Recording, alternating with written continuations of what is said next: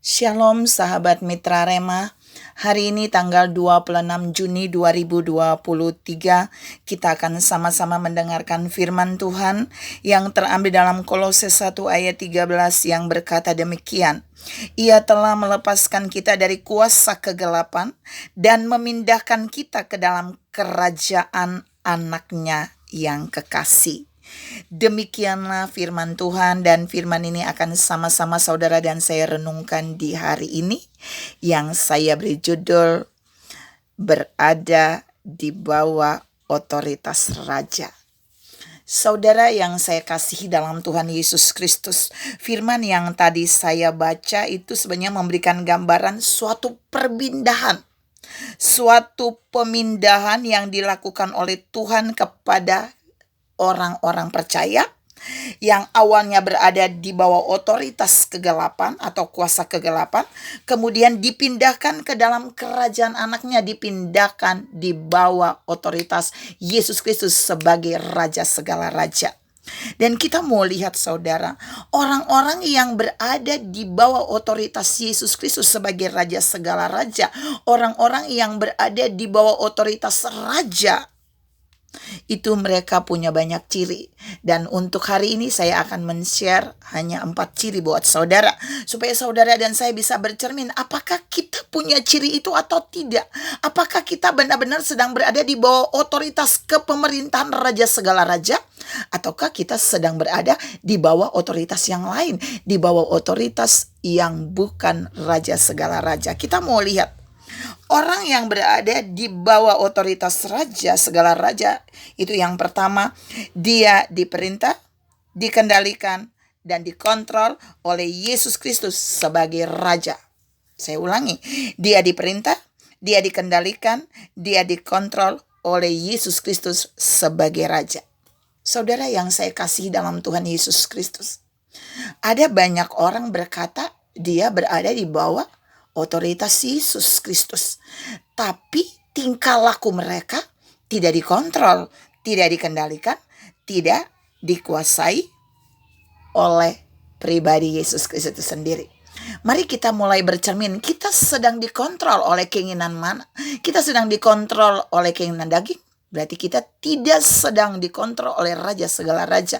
Kita sedang dikontrol oleh rencana-rencana manusia yang jahat. Itu berarti kita tidak sedang berada di bawah otoritas Raja segala raja.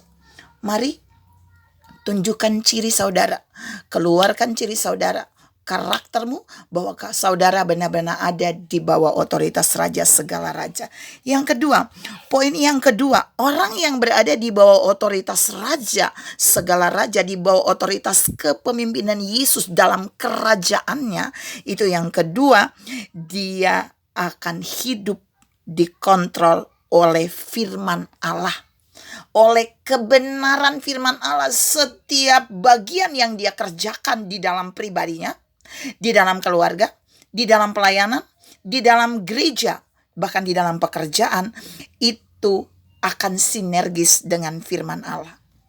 Jadi Tuhan mau katakan di poin yang kedua hari ini, kalau saudara menemukan ada ciri orang yang mulai melakukan sesuatu di sekeliling saudara, dalam pelayananmu, dalam pekerjaanmu, dalam gerejamu, dalam keluarga, waktu bertentangan dengan firman Allah, dia sedang tidak dikontrol oleh Raja segala raja.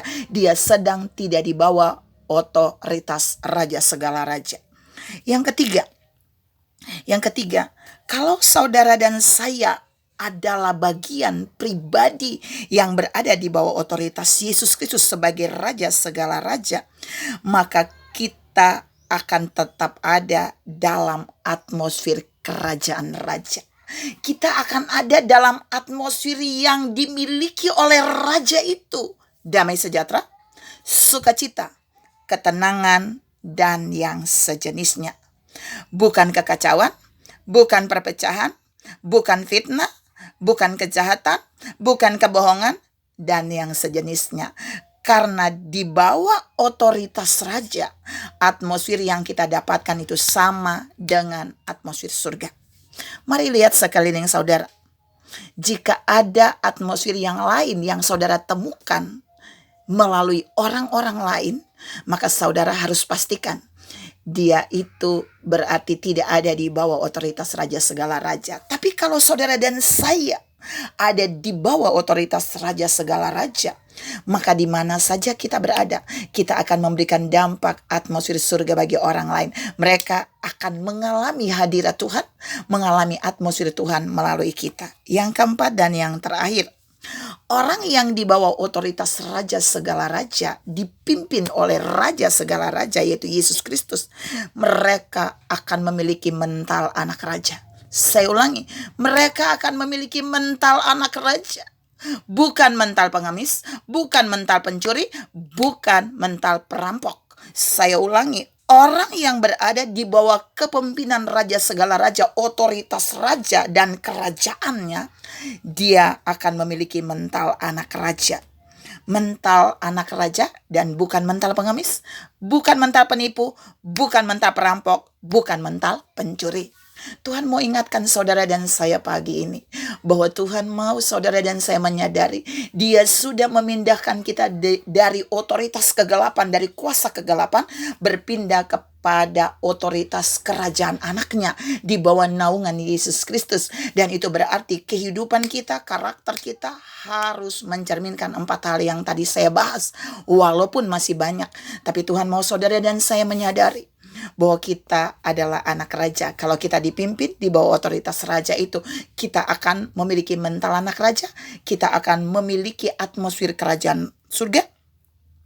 Kemudian kita akan hidup sesuai dengan kebenaran firman-Nya.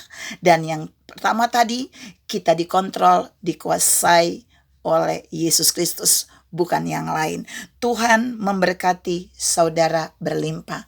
Salam tetap berada di bawah otoritas raja segala raja. Amin.